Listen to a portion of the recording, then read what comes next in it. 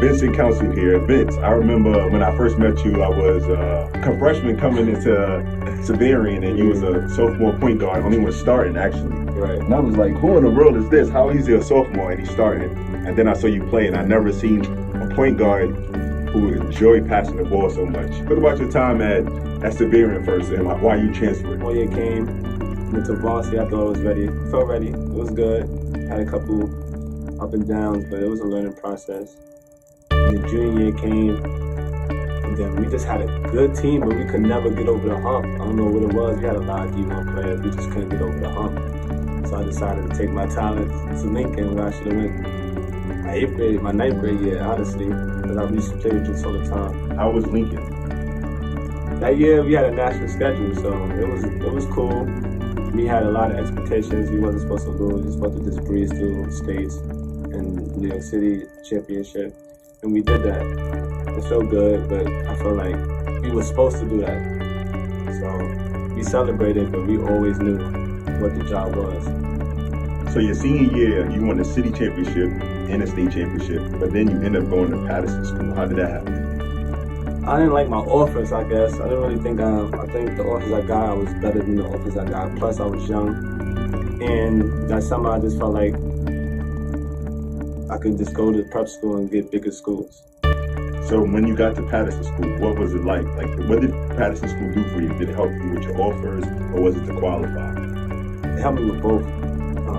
It opened my eyes, honestly, because when I got there, I'd never been on a team with a 12-man, 15-man roster, all with D1 high-level players. And that was like the first time I really had to really fight for my spot. And it was just a blessing to even just be able to be part of that team, because we were the number one team in the nation. I got to play with a lot of great guys. Speaking of having a lot of D1 players in the team, how was playing with Whiteside? It was cool, you know. He blocked a lot of shots. He played way different than when he played now. He used to shoot threes, you know. And we just had a good team besides just him, so it made everything easy. And like I always felt like he was gonna go pro. Bob Gibbons used to be in our gym all the time saying that he was gonna go pro. Okay, so after Patterson School, you decided to go to Providence College. What was Providence College like for you? Providence College was great. You know, shout out to Pat Scarry, he the one who got me there. Because I didn't know anything about Providence. I didn't even know Providence was a Catholic school. I just know that a couple guys that played AU went there, B-Mac, Reedy, Bilal. So I was like, all right, it's a good fit. It's Big East national schedule. My dad could get to see games. I'll go there. So you was the starting point guard as a freshman. How was it possible as a freshman to start point guard and make Big East all-freshman team? It was exciting because I put in a lot of work. It definitely showed that I belong in the Big East. And I just wanted to let everyone from my area, where I'm from, that I could hold my own, and that just showed me. Going into your sophomore year, did you have high expectations going into your sophomore year? Like, what was the difference between coming in as a freshman and a sophomore? Freshman year, I think no one really knew about me in the scout report. The second year, it was like everyone knew who I was and everyone was paying attention to me. Plus, we had one of the best shooting guards in the country at the time. So I was just trying to find ways to get him open. Your junior year came around, you was at the end of the season, you averaged 16 points and 8 assists. And did you ever think about leaving school? I should have left. 100% I should have left. Why didn't you?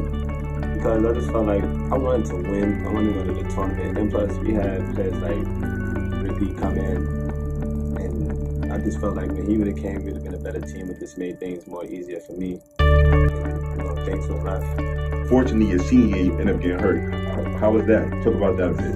I was crazy, you know, the first play of the season, 5 minutes, I remember that day like it was nothing. It just hurt because, you know, I was All-American, played hard. That summer I went to all the camps, and I was just ready to have a big season. And that happened, that was just unfortunate. It sucked. Leaving Providence College, you was the Big East all-time assist leader. That's a great accomplishment. How does that feel? That felt good, knowing that, because I always knew how to pass the ball. You know, it's just a lot of great guards that came out of the Big East, and it showed that, you know, I'm just a good point guard. You had a good 4 years at Providence College. You played with a couple of NBA players. How was it trying to get to the NBA for you? What was the next step? At first, it was just getting over my injury, you know, just because I took it for granted.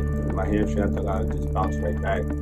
But it take time. It took a lot of time for me to really get my strength back. So even though I did all the process, I wasn't 100% healthy at that time. But it was just a nice process to just be around, to see, even just be a part of that percentage of having a chance. Who did you end up working out for during the NBA draft process? Heat, Celtics, well, it's a few teams. Can't really remember. Oh, the Nets. Worked out for the Nets. A few teams. I actually at the Nets facility played a lot of 5-on-5. It was cool. The rookie season, you ended up playing in the top league in Israel. How was that? I know Israel is a beautiful place. It was nice. It was a culture shock. You know, it was different, but it was beautiful there. You know, I had a lot of ups and downs there. You know, different style of basketball being played. Me and the coach didn't really get along too much because we didn't really like playing rookies. So it was just up and down, but I just stuck with it. What do you think was the hardest part of being a rookie overseas? Just being a professional, you don't get that many mistakes. You know, everyone's always on you when you're a rookie. Any little thing they on you. And as a rookie, it's so easy to get cut. It don't matter. I could be winning, I could be losing, you get cut for any reason. After the year in Israel, you ended up signing a 2-year deal in Greece. What was that like? How do you even get there?